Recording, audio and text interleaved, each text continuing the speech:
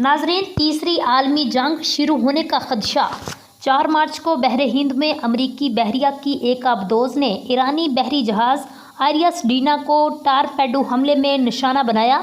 यह हमला श्रीलंका के जनूबी साहल गाले के करीब पेश आया। ईरानी जहाज़ आरियस डीना भारतीय शहर विशाखापट्टनम में होने वाली बैनुल अक़वामी बहरी मशकों में शिरकत के बाद वापस अपनी मंजिल की तरफ जा रहा था। Routers, the guardian, Washington post के मुताबिक 80 से 87 ईरानी एहलकार हलाक, मुतादद लापता हैं, जबकि 32 को बाहिफाजत निकाल लिया गया। रेस्क्यू ऑपरेशन श्रीलंका की जानिब से जारी है। भारत की तरफ से इस वाक़े पर ताहाल कोई बाज़ाबिता रद्द-ए-अमल सामने नहीं आया। दफ़ाई तज्ज़िया निगारों के मुताबिक यह हमला भारत, इसराइल और अमरीका के मुबैना गठजोड़ के तहत मनसूबाबंदी से किया गया। यह हमला पहले से जारी ईरान, इसराइल और अमरीका के दरमियान कशीदगी को एक वसी तर जगराफियाई दायरे में ले आया है। खिलजी खित्ते में ईरान की जानिब से दुबई, कतर, बहरीन और सऊदी अरब में मौजूद अमरीकी अड्डों और तनसीबात के खिलाफ मिसाइल हमलों ने सूरत हाल को मज़ीद संगीन बना दिया है।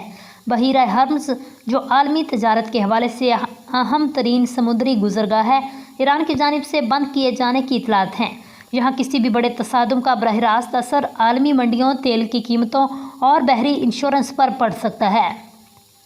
नाजरीन, आलमी माहिरीन इस खदशे का इजहार कर रहे हैं, अगर किसी फरीक ने जज्बाती या गैर मतवाजन अस्करी रद्द-ए-अमल दिया तो महदूद झड़प एक वसी इलाकाई जंग में तब्दील हो सकती है, जो आलमी ताकतों को बरह रास्त आमने सामने ला सकती है।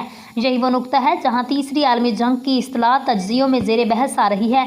इस नाजुक मरहले पर इस्लामी जमहूरिया पाकिस्तान का किरदार इंतहाई अहमियत का हामिल है। एक एटमी कुव्वत और अहम मुस्लिम रियासत होने के नाते पाकिस्तान को नहायत मुहतात और मुतवाज़न खारिजा पॉलिसी अपनाना होगी। एक जानिब अमरीका के साथ सफारती और दफ़ाई रवाबत हैं, तो दूसरी जानिब ईरान के साथ जगराफियाई और मजहबी ताल्लुकात। पाकिस्तान के लिए मौसर हिकमत अमली ये हो सकती है, वो खुले तसादुम की बजाय सफारती सालसी, इलाकाई इस्तेहकाम और इस्लामी ममालिक के मुश्तरका अमन बयानियों को फ़रोग़ दे। दाखिली सिक्योरिटी, सरहदी निगरानी और मौशी इस्तेहकाम भी इस वक्त कौमी तरजीहात में शामिल रहना चाहिए। दूसरी जानिब चाइना ने कशीदगी कम करने और सफारती हल की हमायत पर जोर दिया है।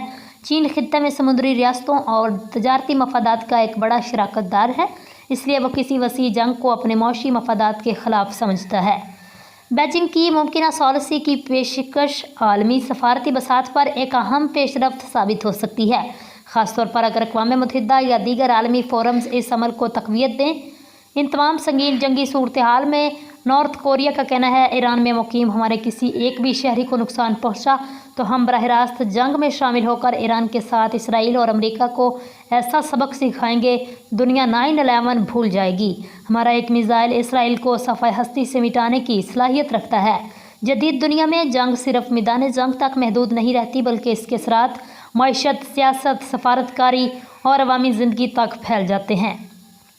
बहरे हिंद का ये वाक़या ताकत के आलमी तवाज़ुन, दुनिया मुस्लिम की सफ़बंदी और दीगर इस्लाहात भी इसमें शामिल होती हैं। इस हवाले से आपको मज़ीद बताएं, मुस्लिम दुनिया की सफ़बंदी और बड़ी ताकतों की हिकमत अमली को असर नो मुतय्यन कर सकता है। आने वाले दिन फैसला कुन होंगे, आया दुनिया सफारतकारी के रास्ते पर चलती है या अस्करी महाजराई एक बड़े आलमी बहरान में तब्दील हो जाती है। नाज़रीन, आप क्या समझते हैं, क्या ये तीसरी आलमी जंग की इब्तिदा है या हालात काबू में आ जाएंगे? कमेंट सेक्शन में अपनी राय ज़रूर दें।